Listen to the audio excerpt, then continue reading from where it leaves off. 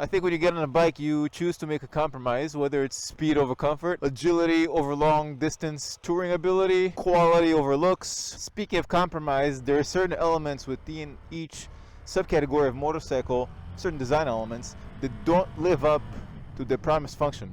The first one, of course, is adding cutting-edge technical bells and whistles and not sweeping them for gremlins and bugs and other issues. You can see reviews of modern bikes where reviewers sometimes straight up give up trying to figure out certain features and functions. Sometimes these things overwhelm the rider instead of just making the experience seamless and easy. The inability to reconcile high tech with ease of use and reliability is a huge issue, and I assume that if you're on the cutting edge of technology, these things are always going to be an issue. They've always been an issue, and I think as long as manufacturers continue to add high tech items to their bikes, they will continue to be an issue. On brand new bikes, when you get on it, you're going to have to know there's going to be some bugs. It's just part of the deal when you jump on something cutting edge and brand new. That's why some people prefer to choose something that's been around for a long time, that people have tested and it's proven itself. The second thing, and this is something that personally bugs me a lot, most attempts at wind protection fail miserably. I'll talk about this one as well. I'm not talking about getting a naked bike and expecting it to be a bubble of calm at any speed. Obviously that's not its intended purpose,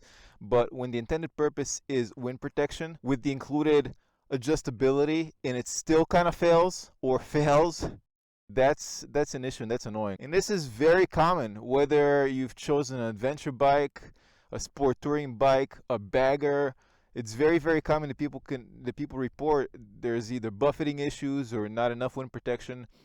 And my philosophy is, look, if you're making a motorcycle that's a mile muncher, a kilometer muncher, and you're making it with the intention of having enough protection for you, then make it good. Make it work. In today's day and age, we've solved so many issues that I think it's not too much to ask for. Have a system that you can have good wind protection. And this seems to be one of the most universal shortcomings for a large segment of motorcycles that are designed for long distance travel. Technically, this bike I'm on is a small capacity motorcycle, but it's still designed for travel. It has a fuel tank that can go around 400 kilometers. It has wind protection, or does it? Currently, this windscreen is set to the lowest level, because this way I get clean air.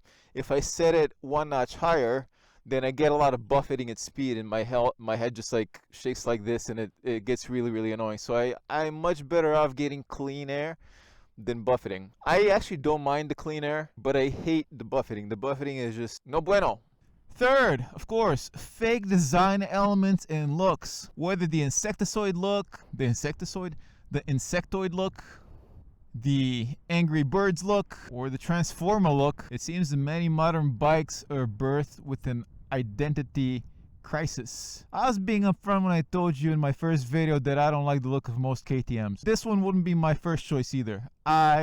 As I said, I like more retro looking bikes, but I compromised on that because the bike had everything else I wanted. However, check this. Sometimes manufacturers go as far as to make the bike ugly just so you can buy accessories after the fact to beautify it. I mean, that's what I do if I got the new MT-07, to be honest. That front fairing looks unfinished from the factory, but the good news is if looks aren't an issue for you, you really open up yourself to a huge segment of motorcycles that have a lot of amazing features. Fourth, ergonomics and feel. You don't want to be sitting in a plank of wood if your bike's designed to be a distance machine.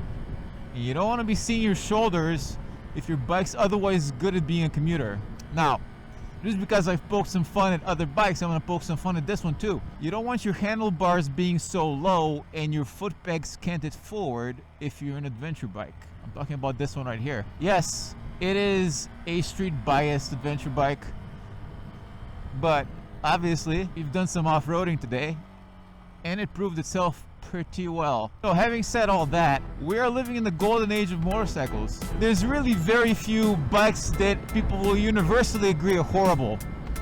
This makes motorcycling manufacturers extremely competitive with each other, and that brings the best out of them.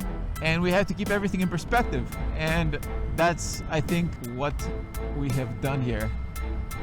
Lastly, I want to hear, which motorcycle do you think is the least compromised from the factory? Meaning, it does exactly what it's designed to do, and there are few inherent faults in it. I would love to know. Once again, thanks for watching. I'll see you in the next one.